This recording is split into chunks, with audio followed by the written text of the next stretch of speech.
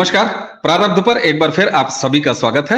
मैं हूं अवनीश। स्क्रीन के दूसरे हिस्से में आप जिन्हें देख रहे हैं आप हैं बाबा रामदास जी, हमारे नियमित गेस्ट, साई के भूतपूर्व कोच हैं। सबसे पहले आइए स्वागत कर लेते हैं बाबा रामदास जी का। बाबा जी नमस्कार। जय हो जय हो, भक्तों की जय हो जी। दर्शकों, अगर जो भी बाबा रामदास जी को नियमित प्रारब्ध पर देख रहे हैं और तमाम अन्य विषयों पर, खासतौर से पहलवानों के विषय को लेकर और उसके साथ कई अन्य विषयों पर लगातार हर दूसरे दिन जिन्होंने भी देखा है बाबा रामदास को, आज स्क्रीन के दूसरे हिस्से पर जरा उनके चेहरे पर ध्यान दें। और मैं तो ये कहूंगा कि चाहे तो वीडियो को थोड़ा सा बढ़ा के देखें, उनके चेहरे पर कुछ चोट दिखाई दे रही है। बाबा जी, ये महाप्रसाद कहाँ से? ये मैं आगरा से दिल्ली आया अपनी बुलेट से, तो दिल्ली ने स्वागत किया कि मैं दिल्ली की सड़कों पे कीचड़ था जो कि ऊपर की पपड़ी सूख गई थी और एकदम सुनसान पड़ी थी। मतलब बस अड्डे के सामने वाली सड़क जिस पे यूं तिल रखने की जगह नहीं होती, वो एकदम सुनसान पड़ी थी। तो मुझे लोगों ने बताया कि शायद इधर से निकल जाओ, चारों तरफ पानी भरा हुआ था, एक सड़क जी। सूखी थी। मैं उस पे चल रहा था तो पता लगा कि ऊपर जो पपड़ी सूखी दिख रही है उसके नीचे एकदम भयंकर कीचड़ है उस पे। और बुलेट का एक रूल है, बर्फ पे, पानी पे, रेत पे, बजरी पे और कीचड़ में अगर आपने ब्रेक को छुआ तो ये स्लिप करेंगी। तो स्लिप कर गई, 1 महीने में ठीक दूसरा बात है। एक्सीडेंट। बिल्कुल। और दर्शकों, इसके पहले बता दें कि बाबा जी की टक्कर इसी महीने में एक ऊंटनी के साथ हुआ। हालांकि ये उसको बरगलाते हैं और बार बार ये कहते हैं कि नहीं साहब वो ऊंट था, लेकिन विश्वस्त सूत्रों से हमें ये पता है कि वो ऊंटनी से इनकी टक्कर हुई थी और एक बार फिर वो सड़क पर बिखरे थे। और बहरहाल इस बार जो है वो दिल्ली के सुल्तान, जिन्होंने झीलों की नगरी बनाने का एक महा योजना तैयार किया है दिल्ली के लिए, उनकी सड़क पर यानी दिल्ली की सड़क पर बाबा जी रपट गए। बहरहाल हमें उम्मीद है कि बहुत जल्दी आप स्वास्थ्य लाभ करेंगे और ये सूजा हुआ लाल चेहरा आपका बहुत जल्दी ही बैक टू नॉर्मल होगा। दर्शकों, एक बार फिर बाबा जी को देख के हमारे कई दर्शक अंदाजा लगाने लगते हैं कि जरूर कहीं ना कहीं कुश्ती का नया अखाड़ा या तो सज गया है या अखाड़े में कुछ नया हो गया है। बिल्कुल बाबा जी, ये हंगरी बुडापेस्ट में जो वर्ल्ड रैंकिंग सीरीज थी, वहां से 2 खबरें हैं। एक खबर थोड़ी सी दुखी करने वाली है देश को, और दूसरी ने तो खुशियों से दामन भर दिया है। पहली खबर यह है कि 55 किलो वेट में विनेश फोगाट, जिनका कि वर्ल्ड रैंकिंग में खेलना था, उनको कुल 11 प्रतिभागी थे, उसमें इनका ड्रा नंबर N90 था, लेकिन इनको फूड पॉइजनिंग हो गई और इन्होंने नाम वापस ले लिया। दूसरा, जो संगीता फोगाट जी ने ब्रॉन्ज मेडल जीता है उसी 59 किलो वेट वर्ग में, और उनके ऊपर बाद में चलेंगे। विनेश फोगाट जी के साथ क्या हुआ बाबा जी? नाम वापस ले लिया? देखिए, सबसे पहले तो आप तो मुझे 1-1.5 महीने से सुन रहे हैं इस विषय पे। जब इन्होंने वर्ल्ड रैंकिंग सीरीज में पार्टिसिपेट करने के लिए नाम भेजा था और जब टॉप्स ने, साई ने, खेल मंत्रालय ने इनका नाम अप्रूव किया था, मैंने तभी ऑब्जेक्शन किया था कि मैंने कहा ये क्या है, ये क्यों हो रहा है। एक तरफ तो वो लड़की कह रही है कि मैं अनफिट हूं, मैं एशियन गेम्स की ट्रायल दे नहीं सकती, मेरी ट्रायल अगस्त में अलग से लो। और तुम यहां 13 जुलाई को जो है हंगरी बुडापेस्ट में जो वर्ल्ड रैंकिंग सीरीज खेल रही हो, अनफिट आदमी कैसे वर्ल्ड सीरीज खेल लेगा। खैर साहब, इन्होंने अपना दौरा अप्रूव करा लिया भारत सरकार के खर्चे में 5 लोगों के साथ। अपने साथ अपनी छोटी बहन बजरंग की पत्नी को एज ए स्पैरिंग पार्टनर ले गई सरकारी खर्चे पे। वहां पे जाके पहले नाम सिर्फ विनेश फोगाट का अप्रूव हुआ था, तो पता नहीं कब में संगीता का भी नाम अप्रूव करा लिया, जबकि वो मेरे हिसाब से सोनीपत डिस्ट्रिक्ट में उसका मेडल नहीं आएगा। संगीता की जो आज की पोजीशन है ना, उसका हरियाणा स्टेट में गोल्ड नहीं आ सकता। या हरियाणा स्टेट में गोल्ड से बड़ी बात होती है, डिस्ट्रिक्ट में। क्या इन्होंने वर्ल्ड रैंकिंग सीरीज में अपना नाम अप्रूव करा लिया। तो विनेश 53 किलो की पहलवान है और 53 किलो ओलंपिक कैटेगरी है। इन्होंने अपना नाम 53 किलो से हटा के 55 किलो में लिखा लिया, जो कि बेहद शर्मनाक है। ये वही बात है कि मैराडोना और पेले अपना नाम वर्ल्ड कप से हटा के स्कूल नेशनल में लिखा लें। है ना। हम्म। ओलंपिक चैंपियन, वर्ल्ड चैंपियन पहलवान 53 किलो से नाम कटा के 55 किलो में कर ले रहा है। 53 किलो में जो है 25 लड़कियां थी, वर्ल्ड की टॉप की लड़कियां पार्टिसिपेट कर रही हैं, और 55 किलो में सिर्फ 6 थी। 8 ने नाम लिखाया था, 10 ने नाम लिखाया था, उसमें से भी 2 ने वापस ले लिया। जैसे इन्होंने वापस लिया है ना, और भी कईयों ने वापस ले लिया।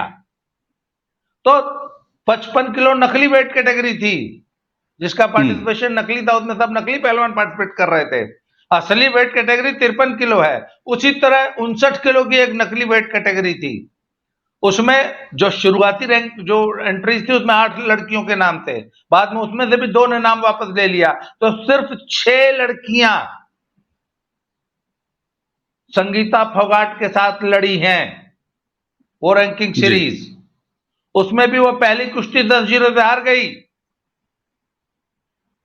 और जैसा कि मैंने बताया कि उसमें सारी लड़कियां ही नकली थी, क्योंकि वो भी नॉन ओलंपिक वेट कैटेगरी है संगीता फोगाट वाली, जिसमें सिर्फ 6 लड़कियां लड़ रही थी। ओलंपिक वेट कैटेगरी में 25 लड़ रही हैं। तो साहब ये पहली कुश्ती हार गई। फिर रिपीचर्स राउंड में इन्होंने एक कुश्ती हंगरी वाली को हरा लिया, उसमें भी दबी जुबान में कई आरोप हैं, क्योंकि ये वो जिसको हराया है वो हंगरी की लड़की है, और संगीता की बहन विनेश का हंगरी में बहुत अच्छा जुगाड़ है। वो हंगरी वाला इनका कोच जो वालोर रकॉस था वो वहीं बुडापेस्ट का ही है ना, वहां पे। और वो ये लड़की भी जो है ऐसी कोई ऐसी काम चलाऊ सी थी पहलवान, उससे सेटिंग करा के ये कुश्ती, ऐसा बताया गया है। अब आरोप है, अब कितनी सच्चाई है कुछ नहीं, कि वो ये इस कुश्ती में भी फिक्सिंग, ये कुश्ती दिला दी गई है इनको कि चलो इज्जत बची रह जाएगी, इसलिए ब्रॉन्ज मेडल आ गया है। इसलिए मैं कहता हूं नकली प्रतियोगिता के नकली वेट कैटेगरी में नकली पहलवान का नकली मेडल। इसलिए मैंने जो थंबनेल बनाया है उसमें यही लिखा है कि संगीता फोगाट एक नकली टूर्नामेंट के नकली वेट कैटेगरी में एक नकली पहलवान को हरा के एक नकली ब्रॉन्ज मेडल जीत लाई है। ये कहानी है। ठीक है। अच्छा बाबा जी, विनेश फोगाट की अगर बात की जाए, विनेश फोगाट लगभग 1 साल से कोई कुश्ती की प्रतियोगिता नहीं लड़ा उन्होंने, ना रेगुलर प्रैक्टिस में थी, क्योंकि पिछले 1 साल से तो वो आंदोलन कर रही हैं, धरने दे रही हैं। तो उसके बावजूद इनका बुडापेस्ट में जाना, अच्छा इसको भेजा गया है सरकार के खर्चे से, खेल मंत्रालय ने इसको अप्रूव किया है, एडहॉक कमेटी ने इनको भेजने का नाम इनका चयन किया है।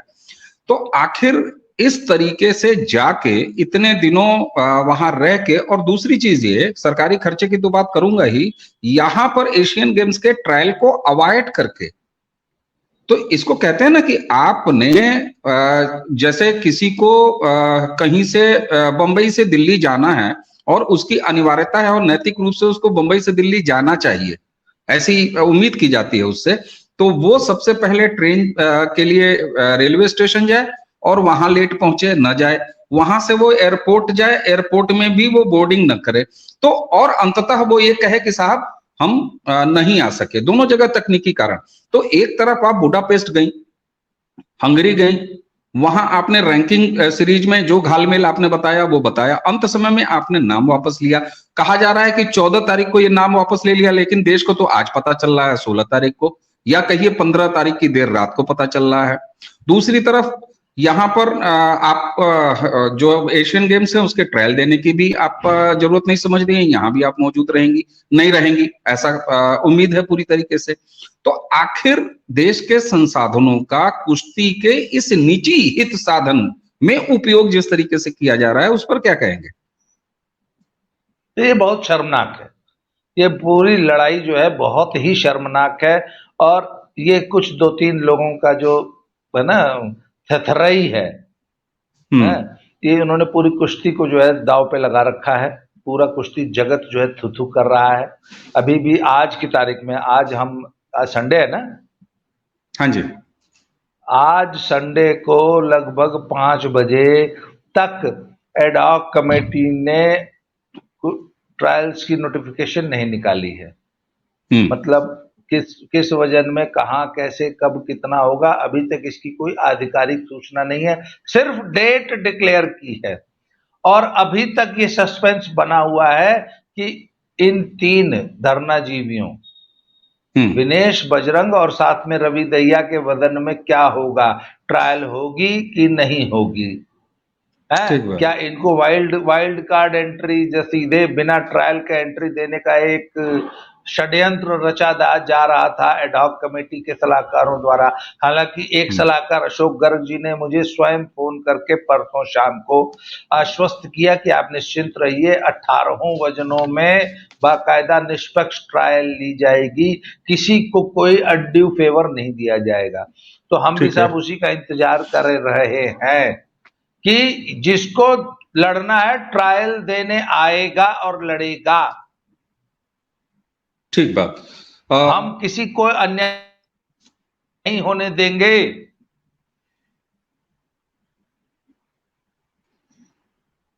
जी बिल्कुल, आपने हमारे साथ पिछली बातचीत में ही इस बात का ऐलान किया था कि इस पूरे जो एक्चुअल में अब पहलवानों के साथ, जो जूनियर पहलवान हैं उनके साथ जो वास्तविक शोषण हो रहा है, ये पिछले 6-8 महीनों से सड़क पर कुश्ती सजा के, सड़क पर धरने की कुश्ती सजा के अन्यथा शोषण की बात कर रहे थे। लेकिन ठीक है, जो इनके आरोप थे उसका संज्ञान लिया, वो मामला कोर्ट में है, इसलिए हमारा आपका उस पर बहुत ज्यादा बात करना बनता नहीं है। लेकिन वाकई में जिन जूनियर पहलवानों का शोषण अब साफ साफ दिखाई दे रहा है इन स्टार पहलवानों के सामने, जो अपने निजी साधन, अपने निजी हित साधन का माध्यम बना लिया है इन्होंने डब्ल्यूएफआई को और पूरी तरीके से इस एडहॉक कमेटी को। इस बीच में मैं आपको बता दूं, जहां से मैंने एक वेबसाइट है www.uww.org,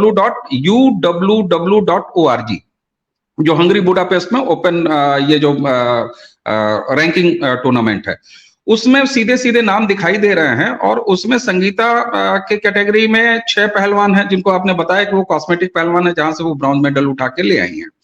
तो जरा ये बताइए कि ये हारने के बाद एक कुश्ती इन्होंने 10-0 से हारा, दूसरा इन्होंने जीत लिया, तो फिर इन 6 में से इनका ब्रॉन्ज मेडल कैसे कंफर्म हो गया, या हो जाता है ऐसे ही हो जाएगा? जिस आधार पर इसको आप फर्जी ब्रॉन्ज कह रहे हैं। उन्होंने वो फर्जी ब्रॉन्ज इसलिए क्योंकि कोई कंपटीशन था नहीं। मैं फर्जी ब्रॉन्ज इसको इसलिए बोल रहा हूँ, 6 लड़कियां यदि हैं तो उसमें भी जब ड्रॉ डलता है तो उसमें जो एक पहलवान जो फाइनल में पहुंच जाता है, तो जो फाइनल से हारने वाले, फाइनलिस्ट से हारने वाले सभी पहलवानों की आपस में कुश्ती कराई जाती है और ब्रॉन्ज मेडल निर्धारित किया जाता है। ठीक है, तो उसके हम टेक्निकल जार्गन में नहीं पढ़ेंगे। तो इस तरीके से इनका उसमें ब्रॉन्ज आया है। पर मुझे एक विश्वस्त सूत्र ने बताया कि उसमें भी हंगरी वाली लड़की के साथ सेटिंग की गई है। मैंने आपको बहुत पहले भी बताया था एक बार कि कुश्ती में भी कुश्ती का लेने देना बहुत चलता है, बहुत सारी फिक्सिंग हो जाती है व्यक्तिगत संबंधों के आधार पे। तो बिल्कुल उस लड़की से जो है, हाँ, तो ये ऐसे आरोप है कि ऐसी फिक्सिंग कर ली गई है। अब हालांकि ऐसे आरोप सिद्ध नहीं किए जा सकते। 2 पहलवान आपस में कान में बतला लिए और मैट पे जाके एक पहलवान ने 2 पॉइंट दे के कुश्ती हार गया, तो आप इसको प्रूव नहीं कर सकते। बिल्कुल सही बात। पर ऐसे आरोप हैं, ऐसे आरोप हैं। इसीलिए मैं इस ब्रॉन्ज मेडल को नकली, असली ब्रॉन्ज मेडल मैं तब मानता जब आप ओलंपिक वेट कैटेगरी में जहां 26-27 लड़कियां पार्टिसिपेट कर रही हैं, उनमें लड़ती आप और जीतती, तो हम आपको बधाई देते। अच्छा, इन दोनों कैटेगरीज में फर्क क्या होता है, जिसको आप एक ओलंपिक वेट कैटेगरी बोल रहे हैं और दूसरा आप कॉस्मेटिक वेट कैटेगरी बोल रहे हैं? नॉन ओलंपिक होता है क्या कि पहले पुराने जमाने में कुश्ती में 10-11 वजन हुआ करते थे। फिर आज से करीब 10 साल 12 साल पहले इंटरनेशनल ओलंपिक कमेटी को लगा कि कुश्ती के कुछ गेम ऐसे हैं, सॉरी ओलंपिक्स के कुछ गेम ऐसे हैं जिसकी ऑडियंस वैल्यू थोड़ी सी कम है, जिनमें एक आपको याद होगा हॉकी भी थी।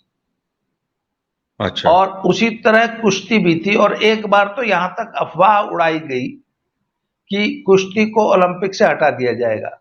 फिर लोगों ने बहुत बवाल मचाया कि अरे भैया, कुछ मदर स्पोर्ट्स होती है ना, मनुष्य जब पैदा हुआ तब से मल्लयुद्ध करता आ रहा है, इसीलिए कुश्ती, दौड़ भाग, उछल कूद को मदर स्पोर्ट्स कहा जाता है कि ये सभी स्पोर्ट्स की जननी है ना।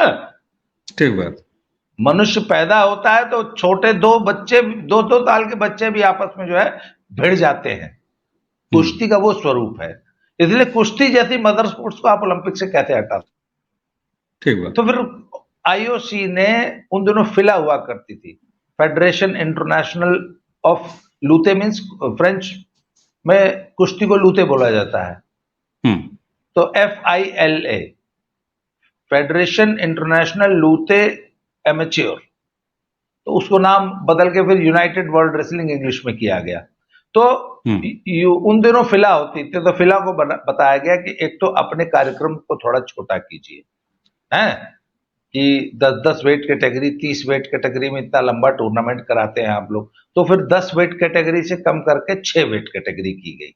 अच्छा। पहले पुराने जमाने में 48 किलो, 52 किलो, 57 किलो, 62, 68, 74, 82, 90, 100 और सुपर हैवी वेट कैटेगरीज होती थी। फिर क्या हुआ कि 48 और 52 खत्म करके सीधे 55 की गई, फिर 55 को भी 57 बना गया, फिर सीधे 65, 57 के बाद सीधे 65 आ गई। तो जितने गेम्स होते हैं उसमें सिर्फ 6 वेट कैटेगरी होती है। अच्छा। पर बाद में उनको फिला को महसूस हुआ कि सिर्फ 6 वेट कैटेगरी से हम सभी बच्चों के साथ न्याय नहीं कर पाते, तो उन्होंने 2 स्तरीय टूर्नामेंट व्यवस्था बना दी कि गेम्स में तो सिर्फ 6 वजन होंगे, तो जितने भी गेम्स हैं, एशियन गेम्स है ना, कॉमनवेल्थ गेम्स, ओलंपिक गेम्स, तो गेम्स में 6 वजन कराती है फिला, परंतु जितनी चैंपियनशिप्स हैं उसमें सारे वजन, उसमें 10 या 11 वजन कराती है, तो 4 वजन एक्स्ट्रा हो जाते हैं ना। तो ओलंपिक कैटेगरी के अलावा जो 4 या 5 नॉन ओलंपिक कैटेगरीज हैं, अब उनका महत्व नेचुरली कम हो जाता है, क्योंकि जो ओलंपिक वेट कैटेगरी उसका वजन ज्यादा रहेगा। तो 53 किलो विनेश वाली, हाँ, शायद यही वजह है कि जो ओलंपिक कैटेगरी थी उसमें पहलवान भी ज्यादा हैं और निश्चित रूप से वो स्तरीय पहलवान होंगे, और जो नॉन ओलंपिक कैटेगरी है उसमें संख्या पहलवानों की कम थी और निश्चित रूप से वो उस स्तर के पहलवान नहीं रहे। अच्छा, दोयम दर्जे के पहलवान।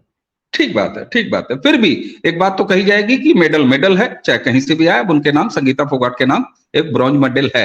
हालांकि आपने उसकी पूरी तकनीकी और खेल के स्तर की सच्चाई आपने बता दी, ये भी अपनी जगह है। हम विनेश फोगाट के अच्छे स्वास्थ्य की भी कामना करते हैं, उनकी ट्रेनिंग भी अभी बहुत सारी बाकी है ना, तो उनको हो सकता है कि सीधे वाइल्ड कार्ड एंट्री भी मिल जाए एशियन गेम्स में। जी, अब देखिए ना, कंपटीशन का फर्क होता है। अब वर्ल्ड कप जो होता है क्रिकेट का, उसकी टीम अलग है, और वही एशियन गेम्स में जो क्रिकेट खेला जा रहा है उसकी जो टीम बनाई गई है उसमें एक भी हमारी नेशनल टीम का खिलाड़ी नहीं है। इसका मतलब बी टीम को एशियन गेम्स में खेलने भेजा गया ना। इस पे बड़ा बवाल हो रहा है, आपने भी सुना होगा, उनको घटिया टीम या दोयम दर्जे की टीम या बी टीम बोला जा रहा है देश की, है ना। जी। यही स्तर का अंतर होता है। ठीक बात। वर्ल्ड कप में हमेशा टॉप की टीम जाएगी। बिल्कुल। अब आते हैं ट्रायल के सामने, आप बिल्कुल एक तरह से नैतिक धरना, जिसको आपने सत्य का आग्रह यानी सत्याग्रह शब्द भी उसी से बना है, उसके लिए आपने बिल्कुल ठान लिया है कि जूनियर पहलवानों के साथ आप कोई अन्याय नहीं होने देंगे। 22-23 तारीख को जो भी ट्रायल होगा आप उसकी प्रतीक्षा कर रहे हैं, और आपने खुद भी ये जानकारी दी है, और हमारी जानकारी के हिसाब से हम अपने दर्शकों को बता दें कि आप इस समय दिल्ली हैं, और जब तक ये ट्रायल नहीं हो जाएंगे तब तक आप दिल्ली में ही रहने वाले हैं। आपकी आगे की रणनीति क्या है, और आपको जूनियर पहलवान या बाकी कुश्ती जगत के लोग, कोचेज, भूतपूर्व पहलवान, उनका किस तरीके से सहयोग मिल रहा है? अभी तक हमको आधिकारिक सूचना तो एडॉक कमेटी से कोई मिली नहीं है कि ट्रायल कैसे कराई जाएगी, पर जो कयास हैं, जो अखबारों में खबरें हैं, उसमें जैसे अशोक गर्ग ने स्वयं मुझे फोन करके बताया, अशोक गर्ग जी एडॉक कमेटी के एडवाइजर हैं, उन्होंने मुझे स्वयं फोन करके बताया कि मैं आपको आश्वासन देता हूं कि सभी 18 वजनों में निष्पक्ष ट्रायल होगी जी। किसी को वाइल्ड कार्ड एंट्री या किसी को भी बिना ट्रायल के एशियन गेम्स और वर्ल्ड चैंपियनशिप में नहीं भेजा जाएगा। तो यदि हम अशोक गर्ग के आश्वासन पे जाएं तो सब ठीक है, परंतु अभी बाजवा साहब की तरफ से, एडॉक कमेटी की तरफ से या आईओए की तरफ से कोई आधिकारिक घोषणा, आधिकारिक चिट्ठी रिलीज नहीं हुई है। इसलिए हम सब हाथ पे हाथ रख के और उंगलियां, मतलब वी आर वरीड कि क्या होगा, होने वाला है, और हम किसी भी इवेंचुअलिटी के लिए तैयार बैठे हैं। अगर हमको कोर्ट से में रिट दायर करनी पड़ी, हम उसके लिए भी तैयार बैठे हैं। और भैया दुनिया का सबसे बड़ा हथियार तो सत्याग्रह है। यदि हमको कहीं से भी कोई रिलीफ नहीं मिला तो पहलवानों ने ये ठान लिया है, मेरी बहुत सैकड़ों जूनियर पहलवानों से बात हो गई है और मैं अपने वीडियो के माध्यम से भी ये कह रहा हूं कि अन्याय बर्दाश्त मत करो। मैं सभी पहलवानों, उनके कोचेस और उनके अभिभावकों, पेरेंट्स को ये बार बार कह रहा हूं कि अन्याय को बर्दाश्त मत कीजिए। यदि एडॉक कमेटी आपके साथ अन्याय करती है और जूनियर पहलवानों को साइडलाइन करके इन अनफिट सीनियर्स को, देखिए इनकी पोजीशन क्या है ये तो पता लग गई ना। ठीक बात। इन्होंने अपना पोल तो इनका इस वर्ल्ड रैंकिंग सीरीज में खुल गया। बिल्कुल। अब इसके बावजूद आप इनको जो है वाइल्ड कार्ड एंट्री दे रहे हो, जिनमें एक कुश्ती लड़ने का मादा नहीं है। तो अगर ऐसे में आप इन नकली पहलवानों को एशियन गेम्स में भेजते हैं, हमारे जूनियर पहलवानों का हक मार के, तो हम ये अन्याय बर्दाश्त नहीं करेंगे और उसी हॉल में, उसी मैट पर 22-23 तारीख को सत्याग्रह होगा, पूर्णतया शांतिपूर्ण। गांधी जी के रास्ते पर हम लोग सत्याग्रह करेंगे। ठीक बात। इसलिए मैंने ज्यादा से ज्यादा पेरेंट्स को, कोचेस को और पहलवानों से आह्वान किया है कि 22 और 23 तारीख को दिल्ली पहुंचिए।